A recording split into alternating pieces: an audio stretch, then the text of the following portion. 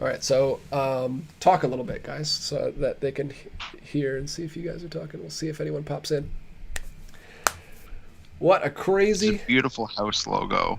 Oh, yeah, you see it. See? I told you I had a little background that was clashing with your background screen. Yeah, absolutely.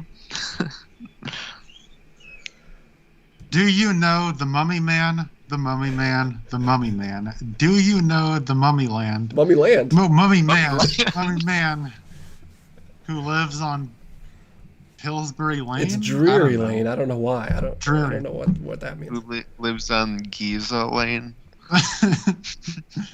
See, every time you mention the Muffin Man with the mummy, I want to hear Frank Zappa start singing about the Mummy Man. I want to hear. All right, so there are only 2 people watching, and that's you two, I'm assuming. So I don't know if we're going to... Because I don't know if it sends out a notification when I start a live stream. Yeah, it does. So I don't know if anyone's going to pop in, because we set them up to come to a different live stream, and then it didn't work. So now we've abandoned them once. I fool them once. Shame on us. Fool them twice. I don't think we're going to get the chance. I don't think anyone's going to pop in. You won't get fooled again. We'll just hit random play on Disney Plus and just commentary whatever we land on. Well, I at least want to see if it's working. Because where's John? John said he was going to pop in. Tell John to get in here. Yeah, that liar. Liar. Nothing good comes from lies. Liar. Liar. Is that your Peter Lorre or Peter... Peter Lorre? Peter Lorre? That sounded like... He's in that movie that I just watched, by the way. Which one? The Frank Capra movie with... Arsenic and Old Lace? Yeah, he's in that. I do love Peter Lorre. He's like... When I was in high school, he was like in my top 5 favorite actors. He's awesome. I love him. That was actually my Gal Gadot impression. Oh, that was very weird. Yeah. I have this thing where I think Gal Gadot sounds like Dexter from Dexter's Laboratory. DD. Well, I've always just had the same Gal Gadot impression, and I remember when we did the Snyder Cut watch party, I did it like mid-show, and Cap was like, "What was that supposed to be? Who was that?" It's like, that's a Gal Gadot impression. I love that you guys both have a Gal Gadot in your heads that no one else hears, apparently. Well, yeah, Cap was like, so that's like what you think an Israeli accent sounds like? It's like, no, that's just what Gal Gadot sounds like. Yeah, you guys both hate Gal Gadot, so that's true. I don't hate her. I have nothing against her. You didn't like Wonder Woman. Hey, TH1, you're in the chat. Can you hear us? Imagine all the people.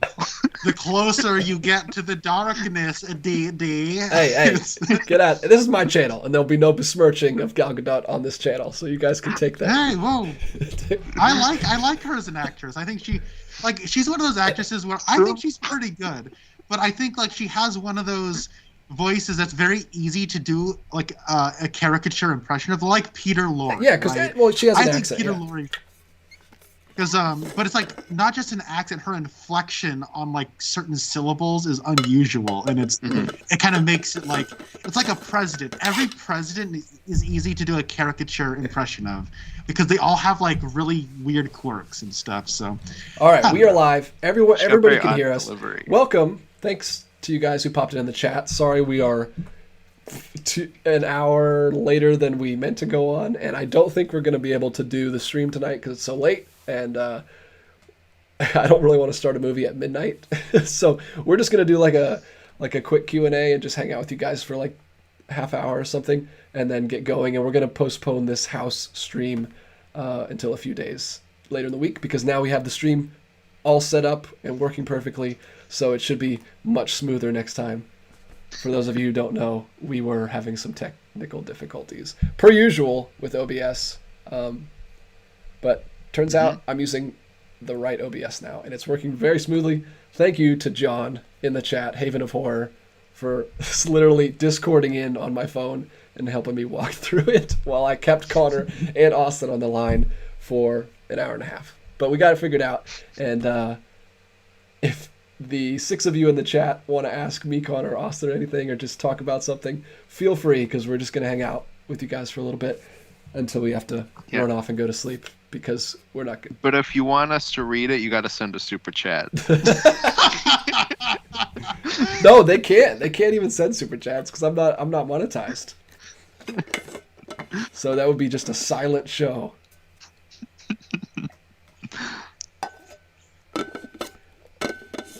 But yeah, what were you saying earlier, Austin? Or not Austin. Connor, you said you went to the...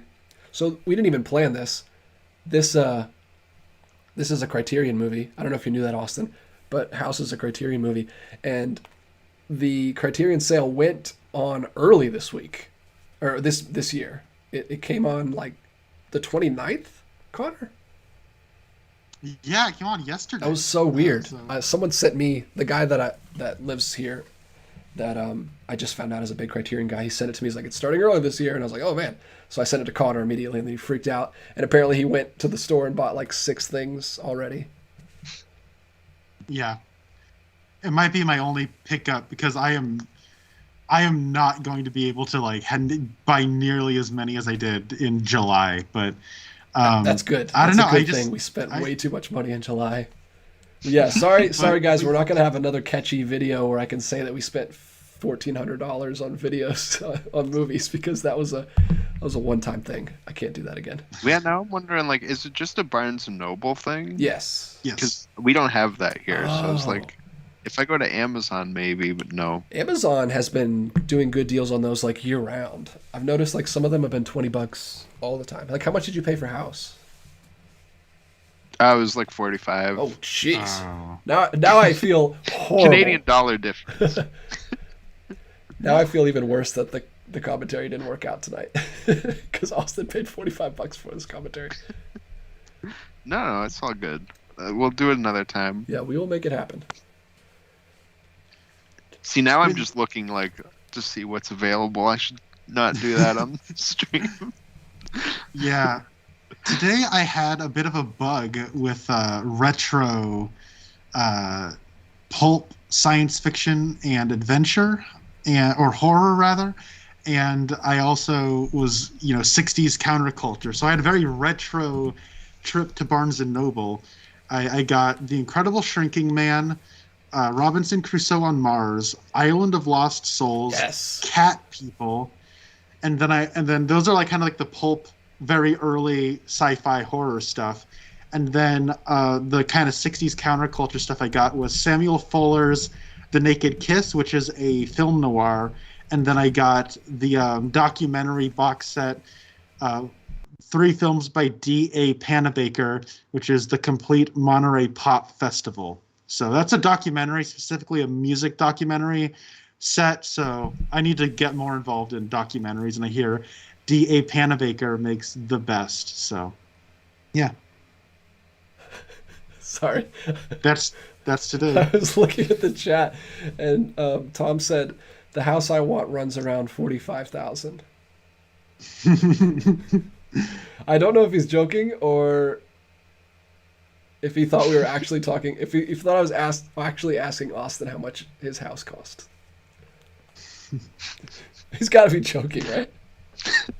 No, I got my house for $45. It's pretty sweet. Right off Amazon. They shipped it right to you. Exactly.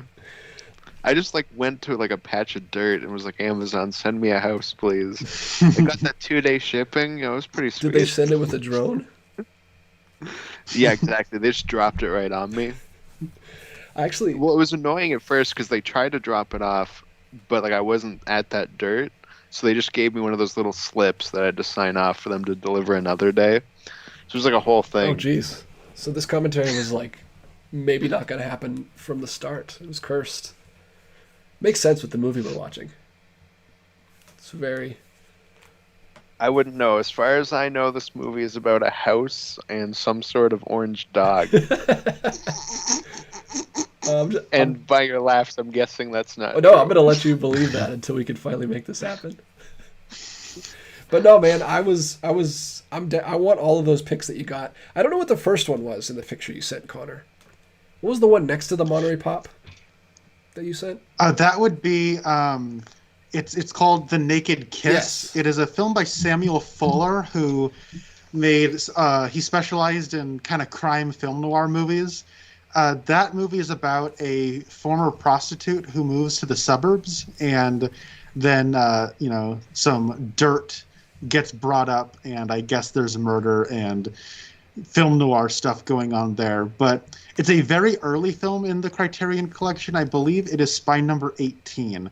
And 18 and 19 are like a Samuel Fuller double feature where it's The Naked Kiss, and the number 19 is Shock Corridor, which I almost got, but the way the paper sits inside the jewel case was all janky, and I didn't want to get it because, I don't want to be looking at the, messed up packaging. So I'll just wait till it's restocked somewhere else. Yeah, that's what's... I hate when that happens. Well, that's why I kind of actually prefer buying them from Barnes & Noble, because I don't want to...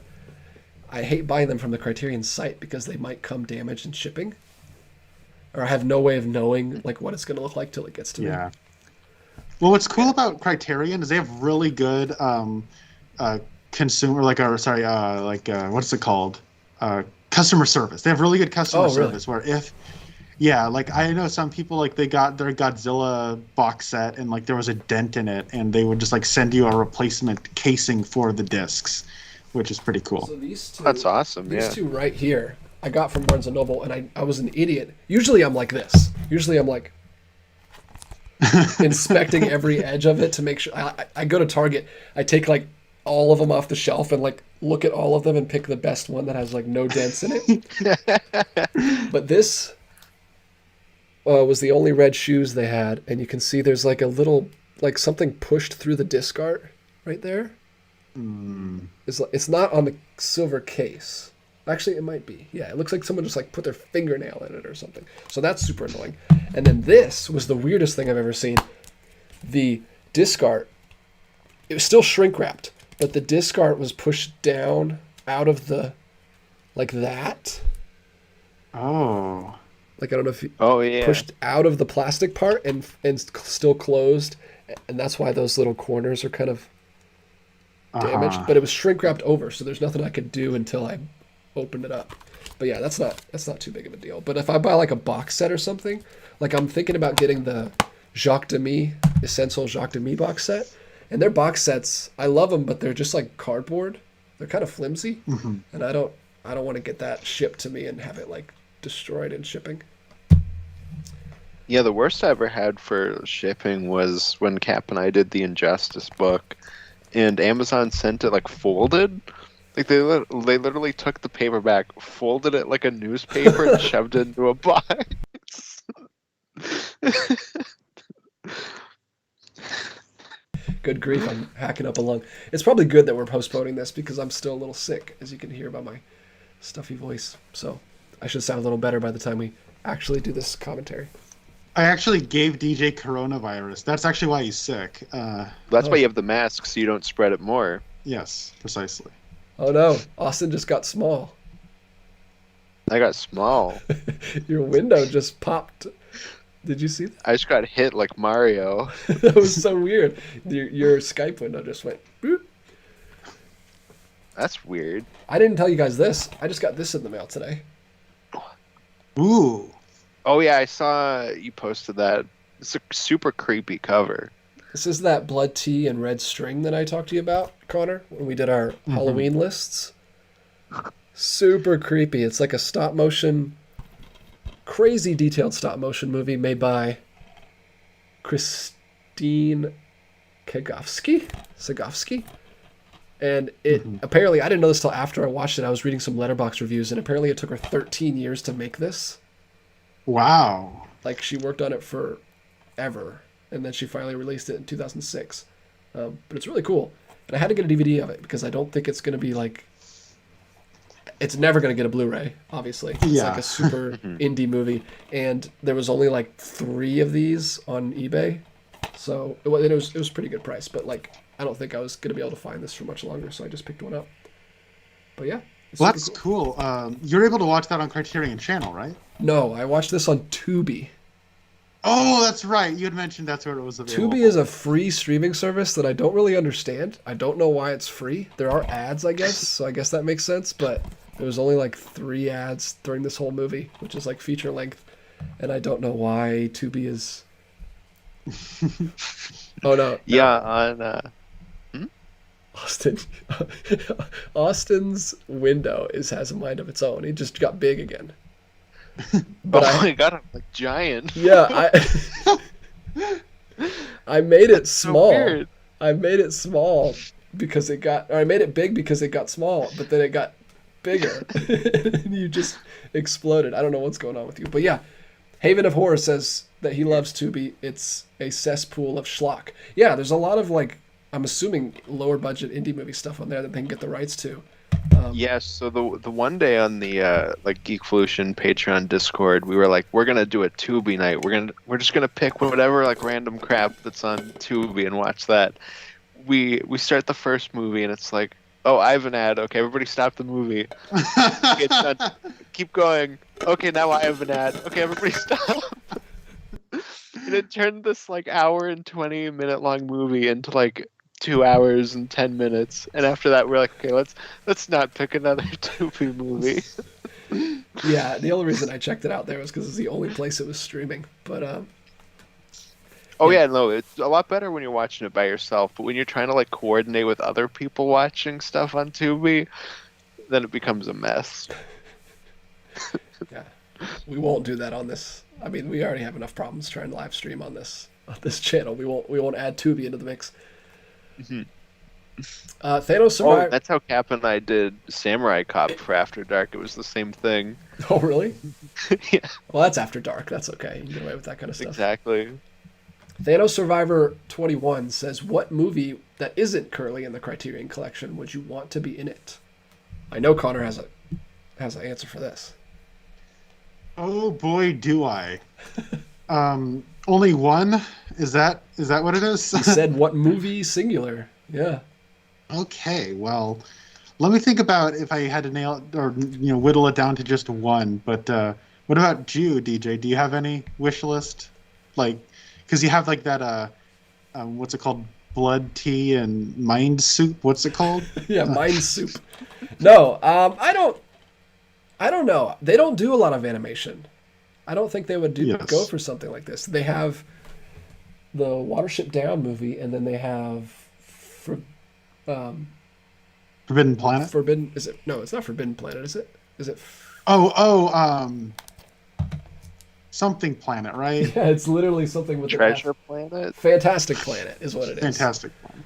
But they Forbidden I didn't realize Planet's they the had one with the Watership robot. Down. That's cool. Yeah, Fantastic Planet is good, and so is Watership Down. But they don't do a lot of animation. They have a lot on the Criterion channel, but they don't actually put them in the collection. So I don't think they would do something like that. If I had to pick one, I'm just gonna be like, NPC Connor move. I know, but Lost Highway would definitely be like at the top of my list because for the longest time, Lost Highway didn't even have a Blu-ray, and then it finally did get one from Kino Lorber, and the Blu-ray sucked. Like, it looks like a DVD. Well, that's not inspiring confidence. I just bought stuff from Kino Lorber. Well, Kino has like a bit of an inconsistency in their quality. Some of their stuff looks great, like their early Clint Eastwood films, like Breezy and Play Misty for Me. Those movies look really, really good. But sometimes, like Lost Highway, and there was one other I watched recently, which I was also not too impressed by. But their 4K stuff, I think, looks pretty solid. It's a bit of a hit or miss company for me. But Lost Highway, I remember when that Blu-ray was coming out, David Lynch actually on Twitter said, don't buy this Blu-ray because they did not go to the original source elements to get a high definition transfer. And Kino had to reach out to them and said, we tried reaching out and couldn't get any confirmation from anybody. And so there was a bit of a drama fiasco there. But regardless, it's a cool movie. It's really creepy and awesome. It's like Mulholland Drive, but David Lynch was working through some angry, bitter stuff, and it is a hard movie to get through, but it's awesome. And I would really like seeing that with an essay, which will probably just be the chapter from Lynch on Lynch that is for that movie because every Criterion movie, if it's a David Lynch movie, has the chapter on Lynch in like the Blu-ray, the Criterion Blu-ray for Blue Velvet has the chapter from Lynch on Blue Velvet. Same thing with Eraserhead and Elephant Man, etc. But I think like getting like new source elements, like it could be a very, very good looking movie, but I don't know how the distribution rights work for that. But if I had to not do an NPC answer like a David Lynch movie, I would say the original Dawn of the Dead, because I know there was a 4K scan that Second Sight did, but they are a UK label, and while 4K discs are not region locked, it's still hard to get that imported to the US. And so it would just be nice if that 4K scan was readily available in the United States. So right. I would like Dawn of the Dead. I'm gonna grab two things. For sure, that'd be cool. This is gonna be my thing on live streams. I'm just gonna reach back and grab stuff. So I'm grabbing these two things because this is what I would have said, but I just got these from this other company, which is Flicker Alley, Blackhawk Films. I don't know much about this company. These are two things I would have mentioned in our fantasy video, Austin, if I'd had them at the time, but I didn't own them yet. This is Georges Méliès films, which used to be on Criterion Channel, and they just got taken off. And HBO And Max. the other is Jurassic Park 2. Yeah, of course. You got to get the gymnastics swinging raptor kicking girl in there. But no, these are awesome. These are like, if you want to see some really cool like classic movies from like the dawn of cinema, like when it was just getting started with Georges Méliès from the early 1900s, check out these. These are like Trip to the Moon and Impossible Journey, which you've probably heard of. Both of those. Awesome. Yeah, both of those are on HBO Max now. I just noticed that HBO Max picked up a bunch of these after Criterion lost them. So check these out on there. But this is a really great release. So this is fine for me. I don't need that to be in Criterion Channel or in a Criterion release. And also The Lost World, which is another really good classic movie that I would have wanted to be a Criterion. But I will say this, so I do give an answer.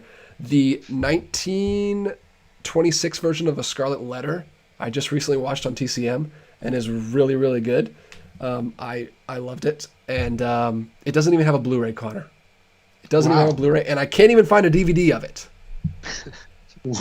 Wow. I can't even find a DVD of this movie, so I'm not even going to be able to own it. But it's a silent film. It's really good. I just watched it this year. So I'm on the lookout for that. If anyone knows where I can find that, let me know. What about you, Austin? Are there any movies that don't have Blu-rays that you're interested in? Do you collect Blu-rays? Don't have Blu-rays. Yeah, no, I have a metric crap ton of Blu-rays. And I've just started to like upgrade to 4K stuff too. So just been doing that recently. Yeah, I'm trying to like. I don't want to dive into that. Connor's getting me into it, and I hate him because I'm gonna start buying too much stuff. I've stayed off the 4K train so much. I just got. Look at me. I'm just gonna grab everything. I just got these two on 4K this month. Oh, nice. Green Knight and Unbreakable. Oh, I forgot. I I don't gotta like pick up the Green these. Knight. I don't like that. Why do they do that? That is horrible. Like 90% of why I buy something is how it looks on the shelf because of my shelf, and they stick out the top. Why? Who thought that was a good idea? Stop doing this, companies. Don't do your 4Ks like that. That's so annoying. Just do a regular slipcover. Terrible.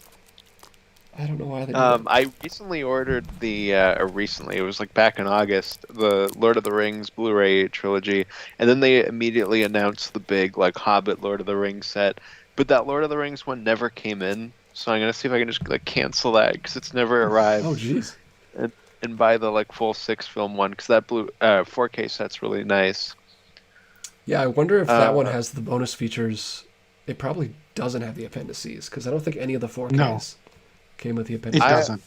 Oh, it doesn't? Oh, I figured it would because it has like both extended and theatrical. But So They recorded new featurettes, but they're like retrospective stuff that are not the making of stuff. It's a lot of people are pissed about it. Yeah. yeah, that's kind of annoying. Yeah, that sucks. I guess my one answer, because it doesn't have a Blu-ray and it's the first thing I can think of because I want to watch it, is Pink Floyd's The Wall. Because I really need to see that movie, and it's got no Blu-ray. So that'll be my answer. There you go. I'm kind of surprised it's not, actually, now that you mention it. Yeah, exactly. You would think that like somebody would pick that up. Hey, Blue Dragon 5's in the chat. He asked me if I'm feeling better. I'm feeling better. Not back to 100% yet, but I am feeling better. So thanks for asking. He also says he tips his invisible hat to you, Connor. He loves your costume. Why, thank you very much, So sir. he gets who you are. He does not think you're a mummy, like some people did in the last live stream. Well, yeah, actually, you know what you are with the glasses? You're like the mummified John Lennon. I'm bigger than Jesus, mate.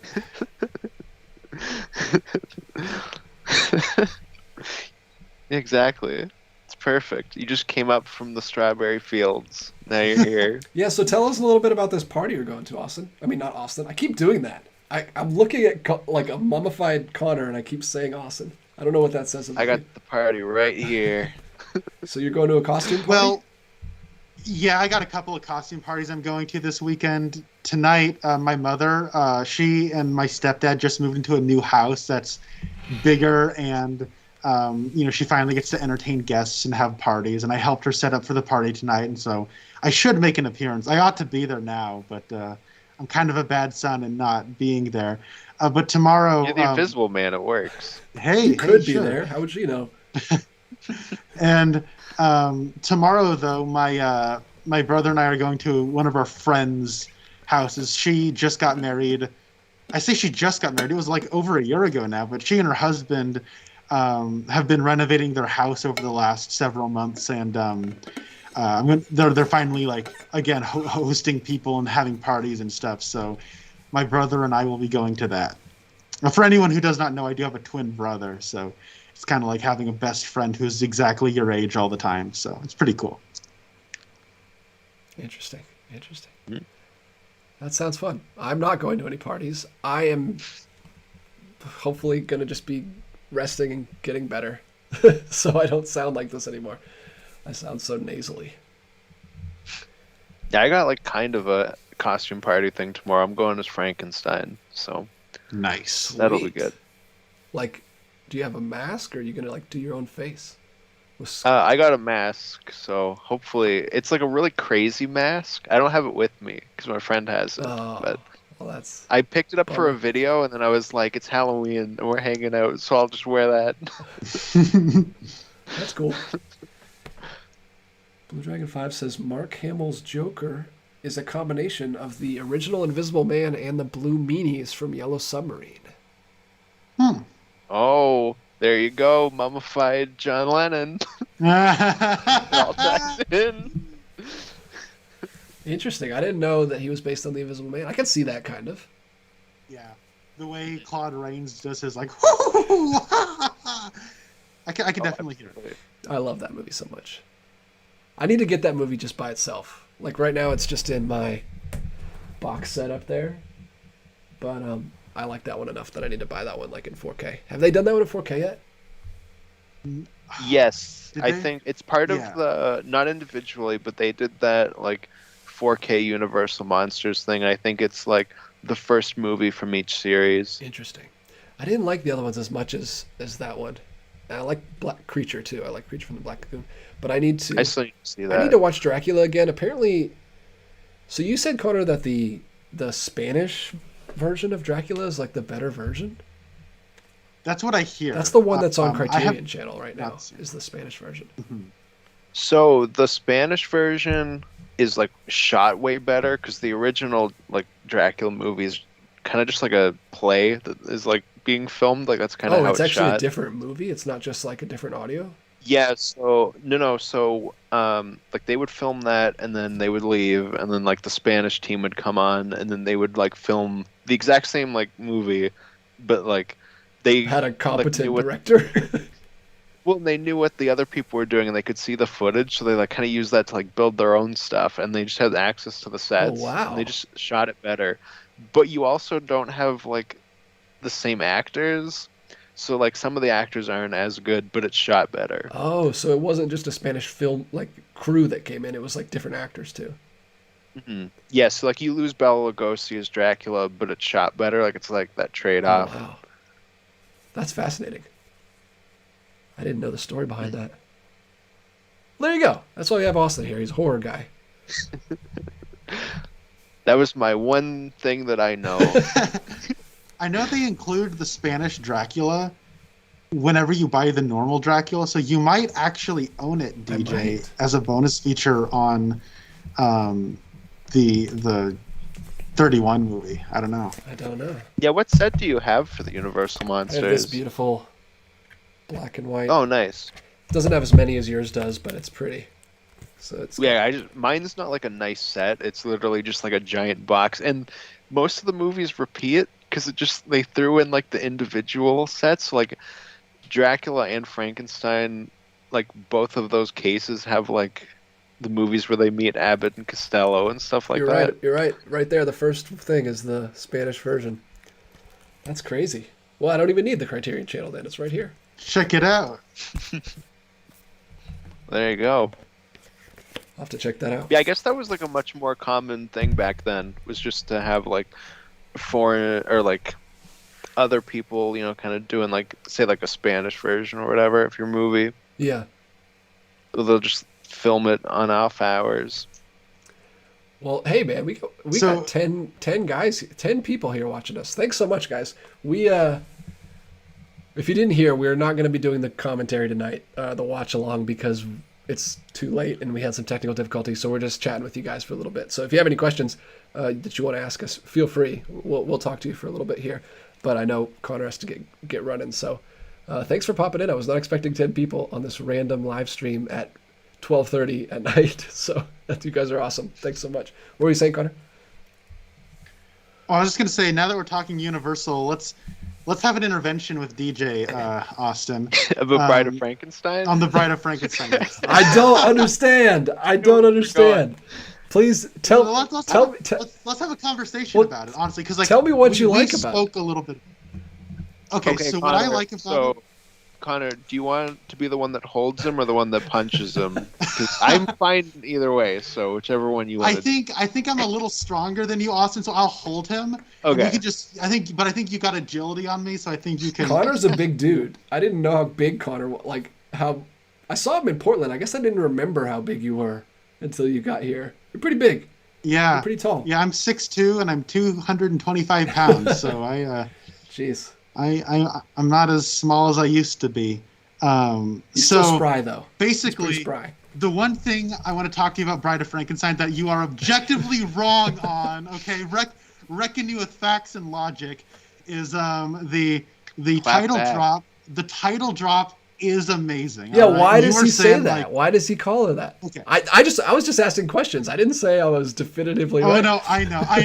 I'm just joking with you. I'm trying to instigate some beef here, performative beef. Yes, there's plenty of beef. So I would say what I like so much about the title drop is like it's like James Whale knew, okay, the best part of the first Frankenstein movie was like the creation scene. Let's move that to be the climax of the sequel. And so like that creation scene is awesome. And then like, so it's like cinematically the movie has just peaked. They unveil the bride. And then Dr. Pistorius, who is awesome, just says, "The Bride of Frankenstein," like a total mic drop moment. And then bells start ringing because the movie knows how cool it is. So the reason why I think the title drop works so well. So it's like one of those things where you thought they were referring to the monster as Frankenstein. I don't think they are. Or like you thought they were. Well, that's the other thing I thought was like, why is he calling the doctor the monster, right? Or why is he saying that she's her bride right now? I could see that working. I just couldn't understand why he was saying that. I think it's like, it's like, so you know how we call it? It's the monster of Frankenstein. It is of Frankenstein. He created it. And so this is just, it's like he's naming her the bride. And so it's like Frankenstein is like kind of what was the X factor in creating this bride. So it is like the woman of Frankenstein, the creation of, it is the bride created by Frankenstein. It's not like he says the bride for Frankenstein. It's the bride of Frankenstein. Or like the bride for the monster or whatever. It's like a very artistic way of phrasing that. But I like it a lot because of just like you go through minutes of nothing but just music and sound and electricity and special effects, and it's super cool with all the gears and gizmos and gadgets and lightning and electricity. And then she comes down, and then they just sort of unveil her in this perfect shot, and then Dr. Pistorius gets to drop the mic. It's awesome. I love it. And he's got that awesome, like, kind of turn he does where he's like, the bride of Frankenstein. Yes. It's so good. So cool. Yeah, I don't know. Like, maybe you can psychoanalyze me here a little bit, because you guys have both seen all of them. Why do I like Invisible? Like, based on what you know about me, why did I like Invisible Man so much and not like his other two films? What? Because it's not as much of a horror movie, maybe? Because it, like that, I don't know. Maybe. It is more science fiction, which is true. That's why I like Invisible Man. It's based on H.G. Wells. It's more science fiction-y. There's more likable characters, maybe? Very fun and goofy. Like, I might just need, like, likable characters. I didn't find anybody likable. What is Cotter doing? Did he fall asleep? I'm sorry. I'm reading the chat. My bad. I can't tell where your eyes are. You're giving me nothing to work with. I just saw you go like this. You see, I'm actually a little surprised because to me, The Bride of Frankenstein feels a lot more like a fairy tale to me than his other Universal monster movies. Like The Invisible Man is more like a manhunt movie where like you're sort of following the bad guy as he's trying to evade being captured. Yeah, which is different than the book, because the book is like from his perspective the whole time, and you kind of see his descent into madness. Like, you see him in the beginning as like the well-meaning inventor, and then he kind of goes down and becomes his own antagonist, or the antagonist of everybody in the book. And he's already he's already that far gone when you meet him in the movie. Like, they just jump right ahead to him being this crazy person that's flipping out on people at a hotel room. So it's very different. But I don't know. I found it really fun. And I did like that they brought he immediately brought the hilarious lady from Invisible Man back. Like, that she's just been living in the Frankenstein universe this whole time, and we didn't see her. And then she immediately just starts screaming at the top of her lungs because it's hilarious. So, my brother Spencer is in the chat, and he mentioned that the title Bride is like the creator's bride because he has become married to his work. And he's choosing his work over his wife's, which is to not indulge in Pistorius's temptation. Pistorius is there to like tempt him with more work. Yeah, but that would have been interesting if he actually made the choice, but he was just forced to because they kidnapped his wife and he had no choice. He wasn't choosing her over her. He was literally doing it so he could save his wife. That's what bothered me about that. I would have loved it if. I would have thought it would have been so interesting if he actually made the choice, and if the monster himself had been able to like plead his case to Frankenstein to make him a wife, and then Frankenstein like assumed some kind of responsibility for putting the monster in this like horrible lonely situation and not giving him a mate, so he like feels obligated to make him a mate. But it wasn't that at all. There was just like a generic kidnap the girlfriend, make him do what you want. So that was a bummer for me. I actually loved like the first third of Bride of Frankenstein. I didn't go. I mean, I'm sure if I watch it again, I'll like it more. But I thought it was going in some really interesting places, and it just. Well, see, it's interesting, DJ, because you have like the exact same response to Bride of Frankenstein that I have to Dawn of the Planet of the Apes, which is like this movie everybody loves, and it's like.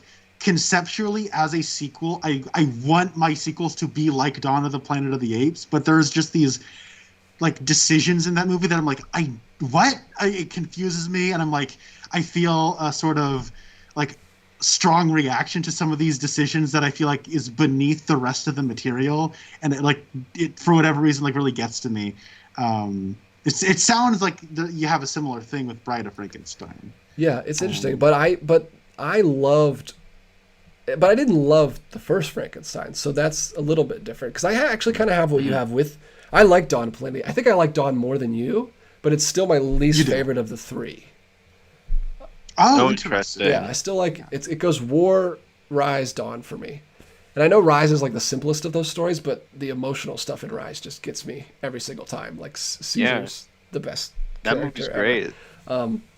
Yeah, I have the same ranking as you actually on that franchise, DJ. I thought you were like everyone else I knew, or like Dawn is like your favorite, and I'm like, cool. No, every time I talk about it with our mutual friend, Captain Logan, he thinks I'm crazy for. He gets hung up on war because it's. I think he gets hung up just for my title place, because he wanted it to be more of a war. I won't speak for him, but I kind of like that it was more of just a smaller piece with just It's Caesar like a prison and his movie. people.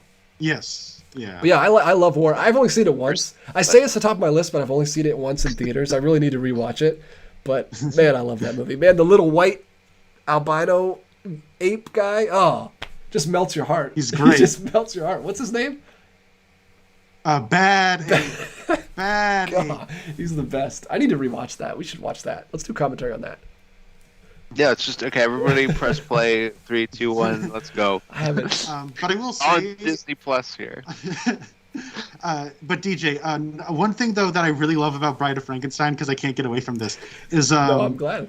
is like just it feels like when I watched it, it felt like I was watching the Guillermo del Toro origin story, where I'm like, oh, like this feels because at its core, the driving through line of that is like they're taking a trope, like a horror trope that you don't expect the movie sort of be like kind of postmodern in this way, where they're taking a like tried and true horror trope and making it the backbone of the entire film's narrative, where it is the woman looking up at the monster and screaming. And they're like, let's make that like the story. And James Whale being like one of the only openly gay people in Hollywood sort of gives the movie this sort of dimension to me where it's like you're watching this guy or like you're watching this monster everywhere he goes. He's like kind of looking for belonging and companionship. And whenever he encounters a woman, they look at him and scream. And even when he has a woman created specifically for him, the only thing she does is look at him and scream. And so it's funny because the movie teases you with the bride the entire movie. It's all over the posters. It's all like you see that design everywhere, the monster, the bride everywhere. And then you watch it and she's like only in it for like 5 seconds, and it's a total misnomer, and it like kind of gets you. But I like that, and I like how even when the bride looks at him, the only thing she does is scream and reject him. And it's like it breaks your heart because the only companionship that the monster has found is in other men.